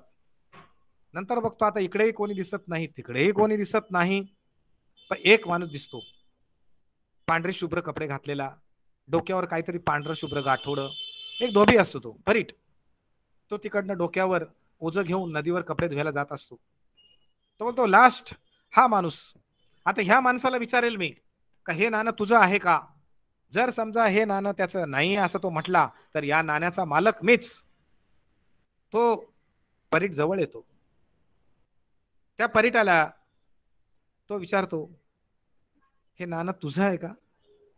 तो म्हणतो, त्या नाण्याकडे पाहतो, त्या दगडाकडे पाहतो, आणि या संन्यासाकडे पाहतो, आणि म्हणतो नाही, हे नाणं माझं नाही आहे. तो नाही बोलल्यावर याच्या पोटामध्ये, मनामध्ये आनंदाचे लाडू फुटायला सुरुवात होतात. त्याला असं वाटतं नाचावा, उड्या मारावा, कारण या सोन्याचा नाणं मालक आता मीच आहे. उड्या माराव्या, पण कपडे भगवे आहेत, उडी मारू शकत नाही, समोर माणूस आहे. मग तो थबकतो, आनंद झालेला आहे. तो परीट असतो, तो पाठीमागे जायला निघतो, त्याच्या रस्त्याने पुढे जायला निघतो, पण पुढे जाऊन थबकतो 5-6 पावलं गेल्यावर. हा संन्यासाला समजतं का हा थांबलेला आहे. त्याच्या मनामध्ये विचार येतात, अरे दुःख होतं थोडंसं, अरे हा जर हा म्हटला का हे नाणं माझं आहे, तर हे नाणं त्याला द्यावं लागेल. त्याला दुःख होतं. तो त्याच्याकडे वळून पाहतो, तो परीट सुद्धा मागे त्याच्याकडे वळून पाहतो. नंतर त्याला म्हणतो, महाराज क्षमा करा, आपण नवीन आहात का. म्हणे हो, मी आजच आलोय इथे. बस मला एवढंच सांगायचं होतं की तुमच्या हातामध्ये जे सोन्याचं नाणं आहे ते गेल्या आठवडाभर बघतोय मी, 7 दिवसापासून बघतोय मी, ह्या दगडावर होतं. हा तो दगड आहे ना तिथे. हो म्हणे, मी तिथूनच उचललं. अच्छा म्हणे, तिथं मी पाहतोय, म्हणजे आठवडाभरापासून पाहतोय तिथे होतं ते. तो संन्यासी आश्चर्यचकित होतो, बोलतो अरे वा, मग तुला असं कधी वाटलं नाही का का ते नाणं उचलून घ्यावं. म्हणतो मलाच काय, आमच्या नगरातल्या कोणालाही असं वाटलं नाही, कारण ते आजपर्यंत तिथंच होतं. म्हणे का? कारण असं की जे माझं नाही ते मला नको. त्या संन्याशाच्या डोळ्यामध्ये पाणी उभं राहतं. त्याच्या तो पाया पडतो, म्हणतो अरे मी कसला संन्यासी, हा कपड्यातला संन्यासी, खरा संन्यासी तर तू आहे. ते नाणं परत तिथे ठेवून देतो आणि म्हणतो नको, हे माझं नाहीये, हे मला नको. ही संन्यस्त वृत्ती. त्या कथेच्या माध्यमातून एवढं सांगायचं होतं का जे माझं नाही ते मला नको, ही वृत्ती अंगी बाणवली तरी तणाव बराचसा कमी होऊ शकतो. आता मगाशी आपण बोलल्याप्रमाणे आपले काही दुःख असतात, वेदना असतात, हे किती कावटाळायच्या. आयुष्यातील दुःख असतात, हे सास भाऊ छाप टीव्ही सिरियल बघून का दूर होणार आहेत का? टाटा हॉस्पिटलच्या कॅन्सर वॉर्डमध्ये जा, तिथे एक चक्कर मारा, तिथे पहा ते कॅन्सर पेशंट, त्यांचं दुःख पहा. हा, जे अनाथालय आहे तिथे जाऊन तुम्ही भेट द्या. मतिमंदांच्या शाळेमध्ये जा, तिथे छकुल्यांना कडेवर घ्या. अंधांच्या आश्रमामध्ये जा आणि त्या अंध लोकांच्या गळ्यातली भजनं ऐका, मधुर स्वरातली. कशासाठी जगायचं याचं उत्तर तुम्हाला तिथे नक्की मिळेल. आपला ताणतणावही पहा कसा चुटकीसारशी पळेल आणि जीवन किती सुंदर आहे हेही कळेल. हा ताणतणाव घालवायचा हा सुंदर उपाय आहे आपल्याजवळ. आता सेशनचा आपण समारोप करतोय. समारोप आपण करतोय ध्यानाने. तर सगळ्या लोकांनी ध्यान करण्यासाठी तयार व्हा. आता हे जे ध्यान असतं, हे ध्यान करण्यासाठी आपल्याला बसायचंय. पण कसं बसायचंय? तर पद्मासन ज्यांना शक्य असेल त्यांना. जर समजा तुम्हाला जर पद्मासन जर शक्य नसेल तर तुम्ही पद्मासनात बसू नका. साधी मांडी घालून बसलं तरी चालेल. कंबर पाठ मान सरळ ठेवा आणि डोळे बंद करून घ्या. आता आपण जेव्हा ध्यान करतो तेव्हा मनामध्ये शांती येते. या सर्व भावना या मेंदूतील रसायनांचा खेळ आहे, एवढं लक्षात ठेवायचं आहे. डोपामाइन, सेराटोनिन, एंडोर्फिन, ऑक्सिटोक्सिन ही रसायनं आनंद आणि उत्साह अशा भावनांशी निगडीत आहेत आणि ध्यानामध्ये ही रसायनं वाढतात आणि आपल्याला आनंद येतो. तर आपल्याला हे चांगले जे रसायनं आहेत किंवा ज्याला आपण हार्मोन्स म्हणतो, ती जागृत करण्यासाठी आपण ध्यानाचा अभ्यास करतोय. तणावमुक्तीसाठी ध्यानाचा अभ्यास करतोय. एका आनंदासाठी आपण ध्यानाचा अभ्यास करतोय. आपण एखाद्या मुद्रेमध्ये बसू शकत असाल तर मुद्रेमध्ये बसा. ज्यांना मुद्रा माहित नाही त्यांनी डाव्या हातामध्ये उजवा हात ठेवा, ही सुद्धा ध्यान मुद्रा आहे. डोळे बंद आहेत आपले. संपूर्ण शरीराला एकदम ढिलं सोडून द्या. एकदम ढिलं सोडून द्या. मी असं समजतो की तुम्ही संपूर्ण शरीराला ढिलं सोडून दिलेलं आहे. जर कुठेही शरीरामध्ये तणाव असेल तर तो तणाव जाणीवपूर्वक दूर करण्याचा प्रयत्न करा. संपूर्ण शरीर आता ढिलं सोडलेलं आहे. एकदम ढिलं सोडून दिलेलं आहे. खूप शांत वाटतंय. बाह्य वातावरणाला विसरून जा. बाह्य वातावरणातील आवाज आपल्याला ऐकू येत आहेत. मनाची कुठलीही प्रतिक्रिया नाही आहे. मन शांत, चित्त एकाग्र.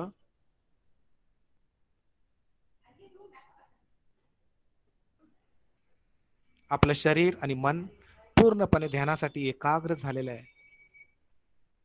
आपली पूर्ण तयारी झाली आहे शरीर आणि मनाचे ध्यानामध्ये प्रवेश करण्यासाठी. सगळ्यात अगोदर आपलं लक्ष श्वास प्रश्वासावर.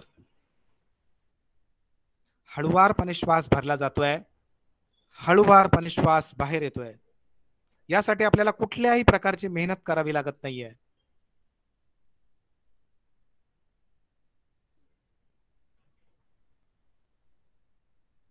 आणि श्वास प्रश्वास करत असतानाच आपल्या लक्षात येतंय की आपलं संपूर्ण शरीर या श्वास प्रश्वासाच्या प्रक्रियेमध्ये सहभागी आहे.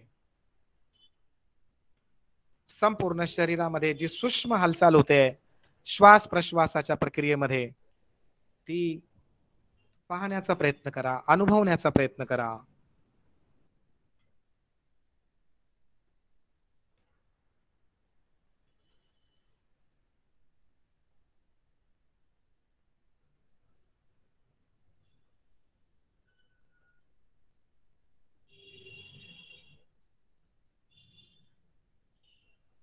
श्वास प्रश्वास आपोआप चालू आहे. कुठल्याही प्रकारची आपण ताकद लावत नाहीये. आपण फक्त त्याच्यावर लक्ष ठेवतोय.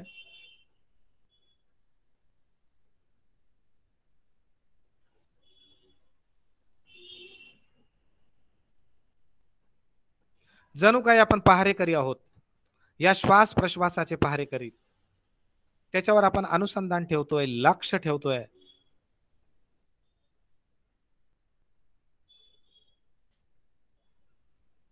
शरीरामध्ये, मनामध्ये काय काय घडतंय ते पाहण्याचा प्रयत्न करा.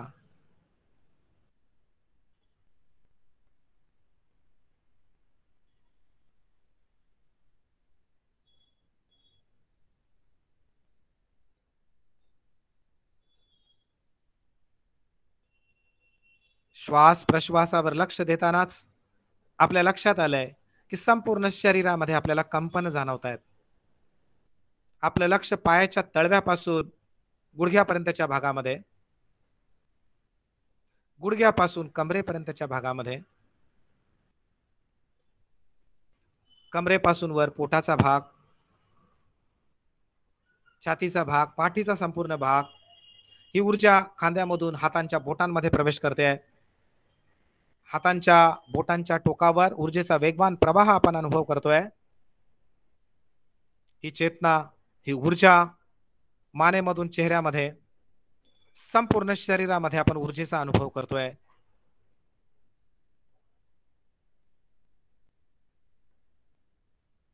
ही ऊर्जा आपल्या प्रत्येक पेशीपर्यंत पोहोचलेली आहे. प्रत्येक पेशीला योग्य त्या प्रमाणात घटक द्रव्यांचा पुरवठा झालेला आहे. जास्त प्रमाणात ऑक्सिजन मिळालेला आहे. प्रत्येक पेशीची मजबूती वाढलेली आहे. अनेक पेशी समूह मिळून आपल्या शरीरातील एक एक इंटरनल ऑर्गन तयार होतो, अवयव तयार होतो. प्रत्येक अवयव सशक्त झालेला आहे. अनेक अवयव मिळून आपल्या शरीरामध्ये संस्था तयार होतात, सिस्टीम्स तयार होतात. या सर्व सिस्टीम्स मजबूत झालेल्या आहेत. शरीर मजबूत, मन मजबूत. आपलं शरीर आणि मनातील भीती आता पूर्णपणे निघून गेलेली आहे. एकाग्रता वाढलेली आहे. स्मरणशक्तीचा विकास झालेला आहे. आपलं शरीर आणि मनातील काम, क्रोध, मद, मोह, मत्सर इत्यादी षड्रिपू निघून गेलेले आहेत. त्यांच्या रिकाम्या झालेल्या जागेवर मैत्री, करुणा, प्रेम इत्यादी सद्भावना जागृत झालेल्या आहेत. संपूर्ण शरीर कसं कापसासारखं हलकं हलकं झालेलं आहे. संपूर्ण शरीरातील आळस, थकवा दूर झालेला आहे. संपूर्ण शरीरामध्ये आनंद आणि उत्साहाचं वातावरण आपण अनुभव करतोय. या ध्यानामधून आपण आता हळूहळू बाहेर येतोय. पायाची बोटं हलवून पहा, हाताची बोटं हलवून पहा. मानेला डाव्या बाजूला वळवा, उजव्या बाजूला वळवा. समोर येऊन थांबा. याच्यानंतर आपण 3 वेळा ओंकारनाद करूया. डाव्या हातामध्ये उजवा हात, डोळे बंदच असतील आपले. रेचक, घर्षणयुक्त पूरक.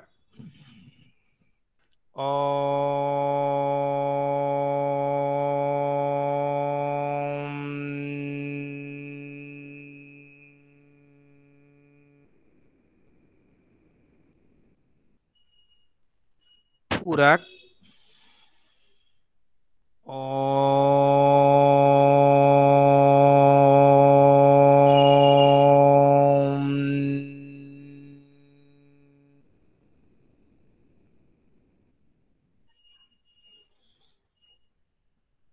पूरक.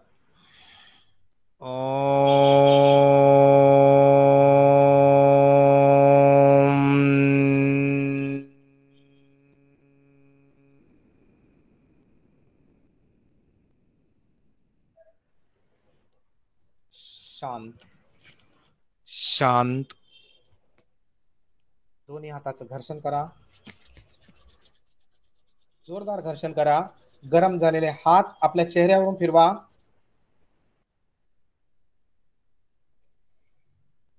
दोन्ही दोन्ही हात समोर घ्या. शांतपणे हाताच्या तळव्याकडे पाहात हळूहळू प्रसन्न भावमुद्रेने डोळे उघडा. आजचा विषय येथे समाप्त होतोय. धन्यवाद. दीपेश मोहिते सर आणि अक्षर मानव संघटना यांनी मला आपल्या समोर येण्याची संधी दिली, त्याबद्दल त्यांचे खूप खूप आभार. धन्यवाद. Thank you sir. खूप खूप महत्वाच्या गोष्टी आपल्या मार्गदर्शनातून कळाल्या. बऱ्याच जणांना बऱ्याच विषयाची उकल झाली असावीच. मी पुढील सूत्र, कुणाला प्रश्नोत्तर विचारायचे असतील तर आपण एक 10 मिनिटं प्रश्नोत्तरांसाठी घेऊया. 5 ते 10 मिनिटं. हा, कोणाला काही विचारायचं असेल तर विचारू शकता, बोलू शकता.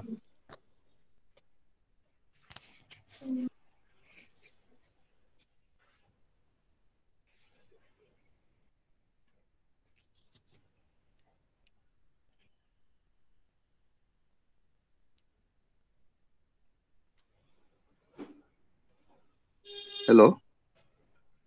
हा, बोला. I want to wish happy birthday to you, Naran. अरे, थँक्यू. वाढदिवसाच्या शुभेच्छा सर तुम्हाला. अक्षर धन्यवाद, मानवकडून धन्यवाद तुम्हाला सर. वाढदिवसाच्या खूप साऱ्या शुभेच्छा. धन्यवाद, धन्यवाद. That's only I want to ask. Thanks.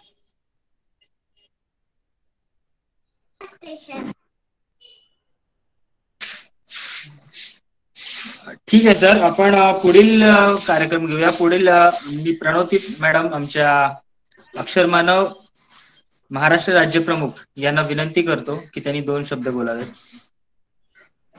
Deepesh sir, मला वाटतं सुषमा जवळेंना काहीतरी बोलायचंय.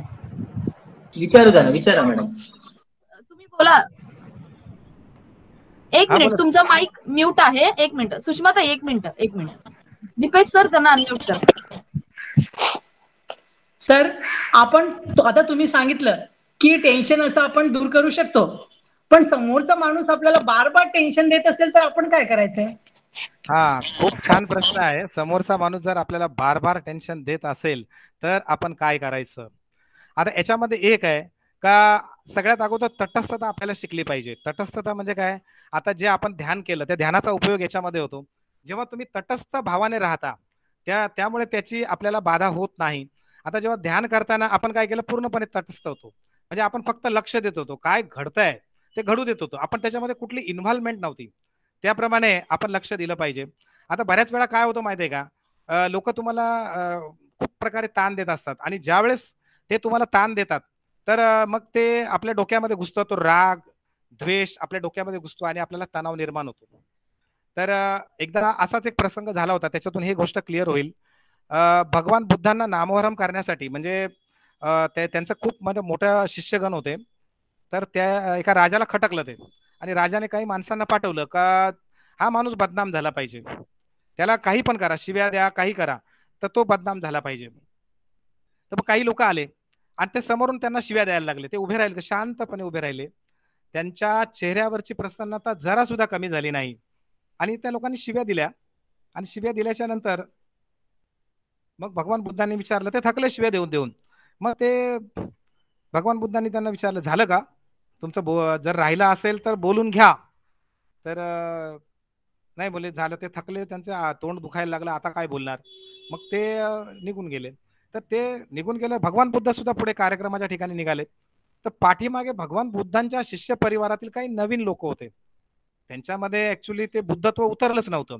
त्या लोकांना खूप राग आला होता. अरे, भगवंत काहीच बोलत नाहीयेत, हा, ही माणसं शिव्या देत आहेत एवढे घाणघाण आणि काहीच बोलत नाही, यांना जाऊ द्या फक्त. भगवान पुढे गेल्यानंतर ह्या लोकांनी त्या धरलं, त्या लोकांना जे चोपलं मजबूत, खूप मारलं त्यांना. आणि मारल्यानंतर ते आले तिथे जिथे कार्यक्रम होता तिथे. भगवंतांना समजलं की असा असा प्रकार तिथे घडलेला आहे. ती माणसं तिथे आल्यावर एकाला राहवलं नाही. तो बोलला, भगवान एक मला विचारायचंच आहे तुम्हाला. म्हणे काय? तर मगाशी म्हणे तिथे तुम्हाला त्या माणसांनी एवढ्या शिव्या दिल्या तरी पण तुम्ही निश्चल कसे? तर त्यांनी सांगितलं, अरे हो, त्या लोकांनी ज्या शिव्या दिल्या, हा मटेरियल खराब होता, घाण, ती माल मला आवडला नाही, त्यांचा माल मी घेतलाच नाही. पण मला ह्या गोष्टीचं दुःख होत आहे की मी जो माल घेतला नाही तो खराब माल तुम्ही का घेऊन आलात. तर लक्षात ठेवायचं की त्या ज्या वृत्ती निर्माण होतात त्या वृत्तीकडे आपण तटस्थ भावनेने बघायचं. आपल्याला त्यांच्यामुळे जर राग येत असेल तर तुम्हाला माहिती आहे का, जर आपल्याला 5 मिनिटाचा राग आला तर 2 तासाची आपली क्रयशक्ती नष्ट होते. द्वेष आपल्या शरीरामध्ये पसरतो. 72 तास नाड्यांमध्ये एक प्रतिक्षिप्त क्रिया तयार होते आणि मग असा राग आपल्या शरीरामध्ये हानी निर्माण करतो. तर मग तो का घ्यायचा आपण, ही मनाची भावना आपण ठेवायची. आणि जर असं केलं का आपल्याला जे समोरचे लोक त्रास देणार असतात त्यांच्याबद्दल आपल्याला काही त्रास वाटत नाही. मला वाटतं सुषमा मॅडम तुमचं उत्तर मिळालं. Thank you sir. अजून कोणाला काही विचारायचं आहे?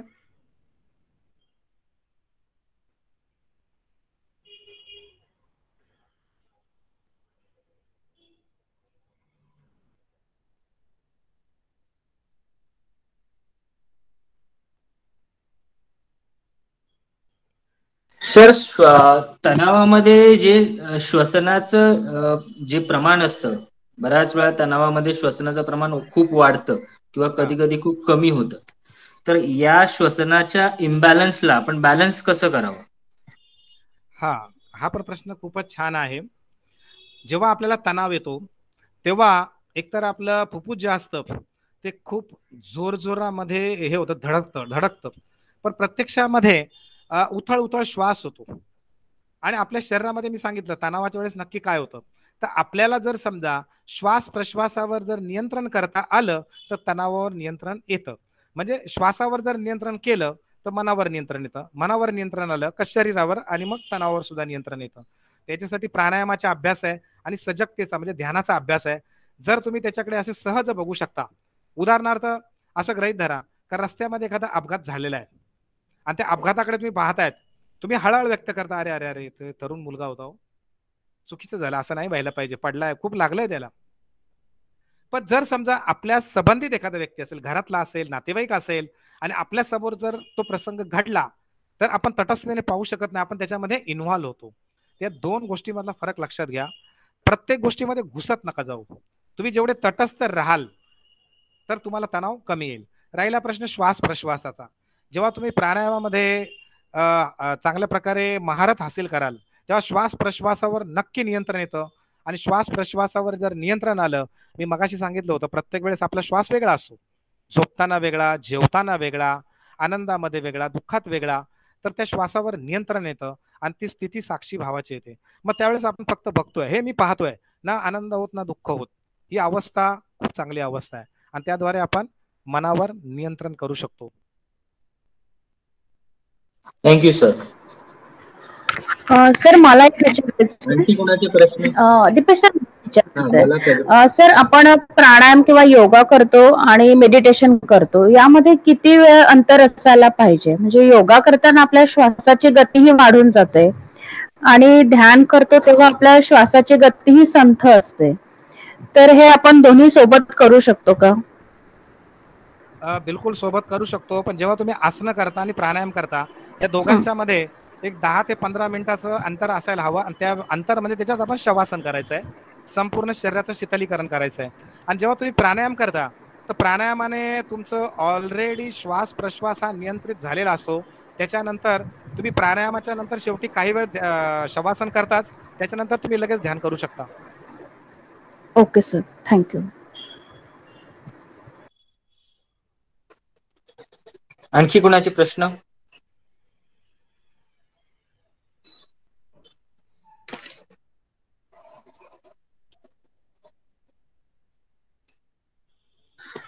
Okay, thank you. प्रणवती मॅडम. बोला बोला दीपेश सर. मॅडम, आपण आपलं समारोपीय भाषण द्यावं अशी मी विनंती करतो आपल्याला. ठीक आहे, थँक्यू.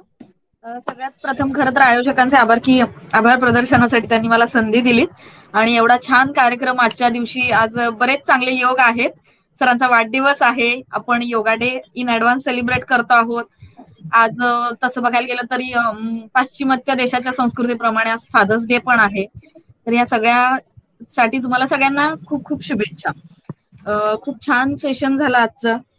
नारायण दातखिळे सरांनी जे काही छोट्या छोट्या भाषेमध्ये किंवा छोटी छोटी एक्झाम्पल्स देऊन जे आम्हाला काही समजावलं ते फार छान होतं.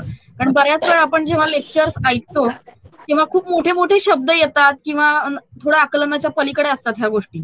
सरांनी म्हणजे आपल्याला आता बघायला गेलं तर ह्या धकाधकीच्या युगात सगळ्यात प्रभावित आहोत आपण त्यांनी, तर हे मेंटल प्रॉब्लेम्सनी थोडंसं आपल्याला आपण आता त्याच्यातून सफर करत आहोत. त्यात कोविडच्या मुळे तर आपण सगळेच आहोत, लहान मोठे सगळे आहोत त्याच्यामध्ये. याच्यासाठी सायन्सनी बरेच प्रयत्न केलेत, जसं सर म्हणाले की याच्यामध्ये बरेच मेडिसिन्स अवेलेबल आहेत की ज्याच्यामुळं मानसिक स्ट्रेस कमी करता येऊ शकतो, पण त्याचे जे काही बॅड इफेक्ट होत आहेत ते कॅल्क्युलेट केले जात नाहीत. आणि त्याच्यासाठी आपलं योग फार चांगला आहे, जे प्राचीन काळापासून आपल्याकडे चालत आलेलं आहे. आपल्याकडे जागृती हळूहळू होत आहेत. अक्षर मानवमध्ये तुमच्यासारखी मुलं काम करणारी आहेत, सरांसारखे लोक मार्गदर्शक म्हणून आपल्याला मिळतात, तर याचा फायदा आपल्याला करून घेता येईल. सरांनी तिन्ही गोष्टी याच्यामध्ये कव्हर केल्या की शारीरिक, मानसिक आणि सामाजिक स्वास्थ्य कसं जपता येईल. सरळ साध्या भाषेत विवेचन केलं, रोजच्या जीवनातली छोटी छोटी उदाहरणं देऊन त्यांनी समजावलं. म्हणजे परिस्थितीचा कसा फायदा घेता आला पाहिजे, म्हणजे डंखच उद्याचे पंख होतात. एक आदिवासी मुलीची गोष्ट सरांनी सांगितली की म्हणजे आहे त्या परिस्थितीत रडत बसण्यापेक्षा त्याचा उपयोग कसा करून घेता येईल. आणि सरांनी दोन्ही उदाहरणं सांगितलेली आपल्या डोळ्यासमोर घडलेली आहेत, आदिवासी मुलगी असू देत किंवा छत्रपती शिवाजी महाराज असू देत, की प्रत्येक परिस्थितीत त्यांनी कसं नियोजन केलं ही उदाहरणं आहेत. तसंच याच्याबरोबर सरांनी आहाराचंही महत्व सांगितलं की आपला आहार सात्विक असावा. जर मानसिक आपल्याला स्टॅबिलिटी हवी असेल तर नुसतं योग करण्याबरोबर योगामध्ये आहाराचंही कितपत महत्व आहे सरांनी सांगितलं. तसंच जलनीतीचं महत्व सांगितलं दीपेश सरांनी, त्याचं प्रॅक्टिकल करून दाखवलं. सुरुवातीला कदाचित जे नवीन लोक आहेत त्यांना अडचणी येऊ शकते, त्याच्यासाठी तुमच्या मार्गदर्शनाची आम्हाला गरज लागेल. ज्यांना जलनीती शिकायची असेल किंवा नेत्रस्नान शिकायचं असेल ते तुमच्याकडे अप्रोच करतीलच. तसंच भयगंड जाण्यासाठी सूर्यनमस्कार कसे उपयोगी आहेत हे सरांनी सांगितलं. श्वासाचे प्रकार सांगितले की प्राणायामद्वारे आपण श्वास नियंत्रण करू शकतो. श्वास नियंत्रण केल्याबरोबर आपण हळूहळू मन नियंत्रण कसं करता येईल आपल्याला हे सांगितलं. आसनांचे काही छोटे प्रकार तुम्ही करून दाखवले जे आम्ही घरी करू शकतो कोणाच्या मार्गदर्शनाशिवाय. म्हणजे 2-4 वेळा तुम्ही आम्हाला दाखवले की आम्ही ते रेग्युलरली करू शकतो. मग वृक्षासन असेल, ताडासन असेल किंवा प्राणायामाचं जे तुम्ही दाखवलं. आणि सगळ्यात महत्वाचं जे सांगितलं की तटस्थता हे आपल्याला अंगी बाणवता आली तर आपण बरंचसं यातून बाहेर पडू शकतो. की जे माझं नाही ते आपलं म्हणायचं नाही. सरांनी त्याला एक छोटंसं उदाहरण दिलं. एक माणूस जेव्हा ते संन्यासी वृत्तीकडे जायला जातो आणि त्याला जेव्हा गोल्ड कॉईन सापडतं आणि तरी त्याला ते येत नाही, संन्यासी वृत्ती त्याच्याकडे आलेली नसते, तर ती अंगी करण्यासाठी आपल्याला काय करता यावं अशी छोटी उदाहरणं सरांनी दिलेली आहेत. तसंच सुषमा मॅडमनी जो शेवटचा प्रश्न विचारला त्याच्यावरती सरांनी खूप छान उत्तर दिलं की आपल्याला तटस्थता आणि इन्व्हॉल्वमेंट ह्या दोन्ही मधला जर फरक करता आला तर आपण या सगळ्या गोष्टींमधून बाहेर पडू शकू. ह्या आजच्या मार्गदर्शनाचा सगळ्यांना खूप उपयोग होईल असं मला वाटतं. अजून पुढे सर मार्गदर्शन करत राहतील आपल्याला जेव्हा जेव्हा गरज आहे. सरांनी आजचा एवढा बहुमूल्य वेळ त्यांचा आपल्यासाठी दिला त्याबद्दल मी अक्षर मानव टीम तर्फे खूप आभार मानते त्यांचे. खरं तर आजची मीटिंग संपली म्हणता येणार नाही किंवा पूर्णविराम आहे असं म्हणता येणार नाही, कारण पूर्णविराम जरी असेल तरी वाक्याच्या शेवटी पूर्णविराम असला तरी तिथून नवीन वाक्य सुरू होतं असं म्हणतात की तो शेवट नसतो, तर तिथे नवीन वाक्य लिहिता येतं आपल्याला. तर असेच आपला आजचा कार्यक्रम हा समारोप जरी असेल तर ही एक नवीन सुरुवात होईल आपल्या योग विभागासाठी. असे अनेक कार्यक्रम आपण करत राहू, सरांचं मार्गदर्शन आपल्याला मिळत राहील आणि मी खूप आभारी आहे सगळ्याबद्दल. आणि मी माझं समारोपाचं भाषण संपवलं म्हणून सांगते. इथे आलेल्या सर्वांचे खूप खूप आभार की त्यांनी आजचा कार्यक्रम सक्सेसफुल केला. तसंच टेक्निकल टीमचे दीपेश सरांचे आणि नारायण सरांचे मी परत आभार मानते. Thank you very much. धन्यवाद मॅडम. दीपेश सरांचे परत एकदा आभार. त्यांनी खूप चांगल्या प्रकारे आपल्याला आसन आणि क्रिया करून दाखवली. अर्थात दीपेश सर हे योगामधले अतिशय त्यांचा अनुभव चांगला आहे, दांडगा आहे, त्याच्यामुळे त्यांनी केलं. प्रत्येकाला असं जमेल असं नाही, पण त्यांनी खूप चांगल्या प्रकारे केलं आणि त्यांचं मार्गदर्शन तुम्ही जरूर घ्या असं मी सांगेल. धन्यवाद परत एकदा.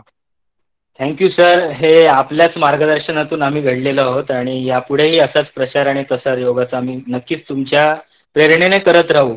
आणि अक्षर मानवच्या आधिपत्याखाली आम्हाला सहज शक्य होतं. आपण जे पण मौलिक मार्गदर्शन आम्हाला केलं त्यासाठी मी तुमचा फार फार आभारी आहे. अक्षर मानव योग विभागातर्फे मी आपले खूप आभार मानतो आणि इथेच आपला कार्यक्रम संपला मी जाहीर करतो. धन्यवाद प्रणोती मॅडम. धन्यवाद सगळ्यांचे. आभारी आहो सगळ्यांचे. सर एक सांगायचं, एक छोटीशी रिक्वेस्ट आहे सगळ्यांना की आपला फीडबॅक फॉर्म मॅडमनी अपलोड केलेला आहे, तर तो सगळ्यांनी ते लिंक मध्ये आहे, तर सगळ्यांनी तो फीडबॅक फॉर्म भरायचा आहे. Okay, thank you very much thank you सगळ्यांचा. धन्यवाद. Thank you, bye bye.